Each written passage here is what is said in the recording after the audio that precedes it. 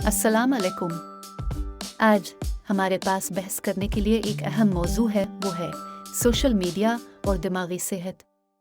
क्या आप जानते हैं कि पाकिस्तान में कल 22 मिलियन लोग फेसबुक इस्तेमाल करते हैं और 37 मिलियन से ज़्यादा यूट्यूब इस्तेमाल करते हैं। एक तरीका जिससे सोशल मीडिया हम पर असरअंदाज होता है वो है तफहीमों और गुम होने का खौफ।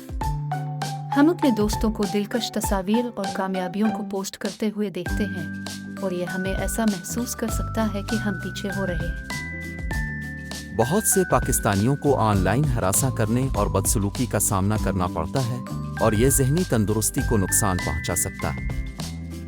तो इस डिजिटल दौर में ज़हनी तौर पर सेहतमंद रहने के लिए हम क्या कर सकते हैं? आलमी इदारा सेहत WHO के पास कुछ बेहतरीन रहनुमा उसूल हैं।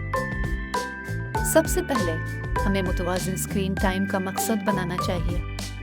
ऑनलाइन बहुत ज़्यादा वक्त गुजारना हमारी नींद, जिस्मानी सेहत और ताल्लुकात पर मनफी असर डाल सकता है।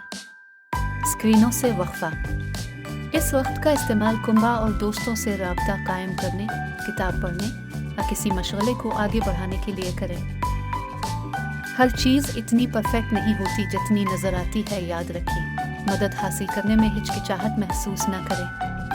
दोस्तों, ख़ानदान और दिमागी सेहत के पेशेवर से बात करें, इसमें कोई शर्म की बात नहीं। आखिर में सोशल मीडिया दो धारी तलवार हो सकता है। ये राब्ते और मालूमात के लिए एक ताकतवर टूल है, लेकिन ये हमारी ज़हनी सेहत को भी मुतासिर कर सकता है। आज हमारे साथ शामिल होने का शुक्रिया। अगर आपको ये वीडियो कारआमद लगी तो बरा करम इस तरह के मज़ीद मवाद के लिए लाइक, शेयर और सब्सक्राइब करें। याद रखें, आपकी ज़हनी सेहत अहमियत रखती है। अगले वक्त तक खुदा हाफिज।